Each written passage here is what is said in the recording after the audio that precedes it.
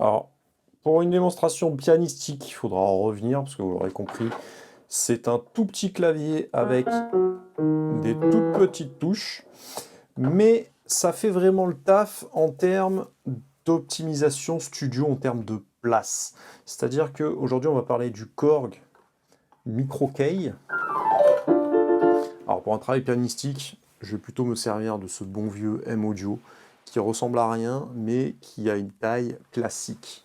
Là, on est vraiment sur un petit Lilliputien, 61 touches, qui est extrêmement léger et qui a le mérite de prendre très très peu de place. C'est-à-dire que, en termes de profondeur, là où autrefois il fallait au moins 22-23 cm, voilà, 24 cm de profondeur, celui-ci, le coquin, il fait, il fait 13, hein, 13,5. Et en termes de hauteur, il fait un peu moins de 5 cm, là où l'autre, il faisait 9 cm. C'est-à-dire qu'avant, autrefois, je ne pouvais pas garder un clavier face à moi. J'étais obligé de prendre le M-Audio, le poser, le reposer, qui fait que pendant mes prods, j'étais obligé de passer au clavier, puisque j'avais rien sous la main pour un jeu un peu pianistique. Et écoutez, ce petit M-Audio, j'ai acheté d'occasion 50 €. Je crois qu'il coûte 110, 129. Il fait vraiment le taf, puisque on arrive à s'adapter à son jeu, hein, pour quelque chose d'assez simple. Le fait que les touches soient plus petites, c'est pas forcément gênant.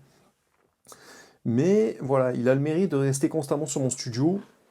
Vous voyez, j'ai un bureau qui a une bonne profondeur, mais avant, l'autre clavier, il arrivait à cet endroit-là. Et la hauteur faisait que j'avais du mal à accéder à mes machines derrière. Vous voyez, ça demande un peu des réglages. Hop. Et c'était gênant. Et le clavier, il venait au moins juste ici, et je ne pouvais pas trop m'accouder justement pour faire autre chose que le travail pianistique. Donc maintenant, j'ai trouvé ce petit combo là qui va rester constamment sur place. La hauteur fait que j'arrive parfaitement à accéder au réglage derrière. Il fait que 4-5 cm de haut, et il est vraiment très pratique pour un coût qui est vraiment extrêmement faible. L'avantage du micro case, c'est que vous pouvez l'utiliser en déplacement. C'est la version MK2. La version MK2 classique va vous permettre d'avoir un adaptateur qui va se brancher sur vos iPads et sur vos iPhones. C'est livré avec une suite de chez Korg qui, ma foi, est plutôt pas mal, qui a des sons assez divers.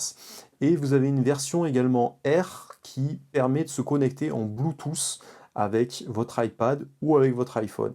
Il y aura un petit chargeur à l'intérieur, et ça, ma foi, ça peut être pas mal.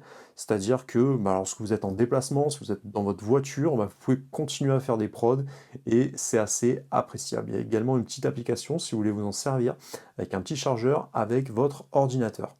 Donc, si vous cherchez un tout petit clavier qui est assez léger, qui est facile à transporter, ça peut être pas mal, et moi j'ai apprécié, dans mon cas, je cherchais vraiment le clavier le plus fin au monde, et je suis tombé sur celui-ci. De mémoire, il n'y en a que deux qui sont sur un format aussi peu profond. Il y a le CME. CME, c'est une marque qui fait des claviers maîtres, entre autres. Mais Korg, c'est vraiment une référence. La suite de son est assez sympa. Et la qualité est assez bonne. Et honnêtement, les touches sont pas mal.